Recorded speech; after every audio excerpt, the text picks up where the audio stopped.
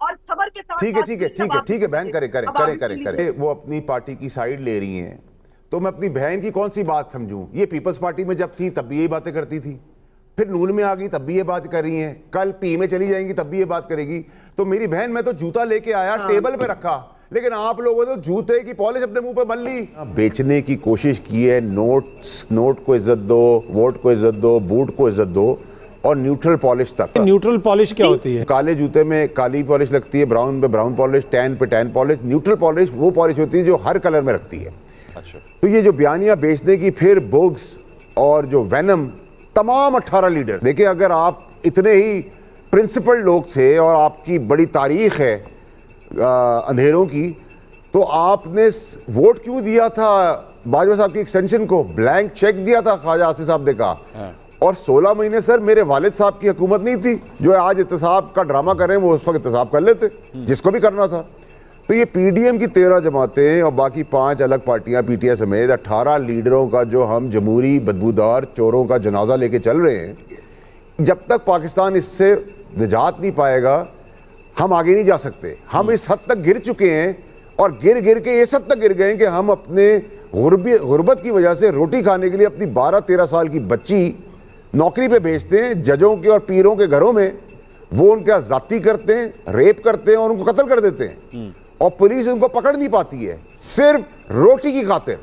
ये अगर भयानक बदबूदार निज़ाम जमहूरियत के नाम पे ये जमहूरी लीडरों ने हमें दिया है, तो सर मैं तो आपको बड़ा कैटेगोरिकली कहूँगा कि फिर तो आंखों से शर्म आनी चाहिए, डूब मरना चाहिए इस मुल्क में डेमोक्रेटिक बात करते हुए। डेमोक्रेसी ने इस मुल्क को कुछ नहीं दिया, तो ये भी जरा देख लें, जरा कैलकुलेट तो करें कि इस मुल्क में जो डेमोक्रेसी कितने साल रही है और जो है वो जो आमरीत है वो कितने साल रही है।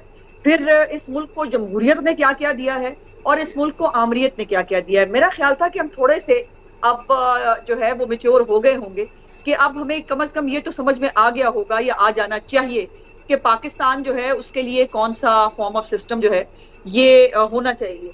ये जो है वो ये तकरीरें हमने पहले भी सुनी है और दूसरों को जो है वो बूट पॉलिश के ताने और वो करने, हम कोई बूट साथ रख के तो नहीं बैठते जो है वो प्रोग्राम्स के अंदर भी। और जो है ये कोई फौज के खिलाफ नहीं है, लेकिन जो कुछ लोग जो सियासतदानों को, जैसे अभी आपने देखा, डिफेम करके उनके ऊपर कालक ठोक के अपना चेहरा साफ करने की कोशिश करते हैं, ऐसा नहीं होगा। हमें अब इससे आगे आ जाना चाहिए। दूसरी बात मैं इंपॉर्टेंट जो करना चाहती हूँ, क्या मुशर्रफ के दौर में डॉक्टर शाजिया का रेप नहीं हुआ था? क्या जो है मुशर्रफ के दौर में महंगाई नहीं थी? क्या मुशर्रफ के दौर में जो है वो भुक्टी कत्ल नहीं हुए थे? क्या मुशर्रफ के दौर में लाल मस्जिद नहीं हुई थी? ये कोई बात है कि लोगों की मिजरीज को जो यकीनन इसमें कोई दूसरी राय नहीं कि आवाम की मिजरीज के ऊपर कोई सियासतदान तो कम से कम कुछ नहीं हो सकता, पॉइंट आ गया, I have to move on पे इस्तेमाल कर सकता है, लेकिन उसको जमहूरियत के खिलाफ एक टैग लगा देना और कह देना कि ये जमहूरियत सारी बुराइयों की जड़ है। मैं सिर्फ एक सेकंड लूंगा, फिर आप अता भाई के बाद चले जाएगा। मंसूर साहब देखिए, मेरी बहन जो है ना उस्मा बुखारी साहिबा, जिस कॉन्फिडेंस से वो अपनी पार्टी की साइड ले रही हैं, तो मैं अपनी बहन की कौन सी बात समझूं? ये पीपल्स पार्टी में जब थी तब भी यही बातें करती थी, फिर नून में आ गई तब भी ये बात कर रही हैं, कल पी में चली जाएंगी तब भी ये बात करेगी। तो मेरी बहन, मैं तो जूता लेके आया, टेबल पे रखा, लेकिन आप लोगों ने तो जूते की पॉलिश अपने मुंह पे बन ली। जो आप कहते थे वोट को इज्जत दो, नोट को इज्जत दो, आपको बूट की इज्जत पे चले गए। न्यूट्रल पॉलिश आप लेके आए। 16 महीनों में आपने क्या किया? एहतसाब करते जो आपके चेयरमैन साहब कह रहे हैं, 16 महीनों में आपने केसेस बढ़ाए, आपने माफ करवाए, कर्जे बढ़ाए, एक इश्तिहारी 164 का बयान करके 5 साल बाद आते हैं इसाक डार साहब, एक दिन में केसेस खत्म होते हैं, दूसरे दिन सेनेट बहाल हो जाती है, तीसरे दिन वो फाइनेंस मिनिस्टर बन जाते हैं, मुद्दत पूरी होती है वापस चले जाते हैं। फिर आप, मेरी बहन कहती है कि हम इनकी नालायक औलाद को भी एक्सेप्ट कर लें, तो फिर आपको मुबारक हो बहन। आप कहती हैं लोगों की मिजरी ना बताएं, लोग के बच्चे रेप हो रहे हैं उनका जिक्र ना करें, रोटी नहीं मिल रही उसका जिक्र ना करें। आप कहते हैं हमारा कन्विक्टेड मुजरिम लीडर उतरेगा, हम हेलीकॉप्टर में बिठाएंगे, मीनारे पर पाकिस्तान की पीक पे बिठा देंगे। बहुत अच्छी बात है, बिठा दें, लेकिन क्या प्रिजन वैन हमारे टाइम पे आई थी? संडे को जुडिशरी खुली थी, आप लोगों ने लॉयर्स को और जजों को ब्लैकमेल किया वीडियो से, सुप्रीम कोर्ट में हमले किए, मुशर्रफ साहब की लड़ाई, राहिल शरीफ साहब की लड़ाई, आपकी लड़ाई, हर फौजी से आपकी लड़ाई, बाजवा साहब से आपकी लड़ाई, अगली लड़ाई के लिए आपने पहले ही ब्यूगल बजा दी है। तो मेरी बहन, मैं किधर जाऊं?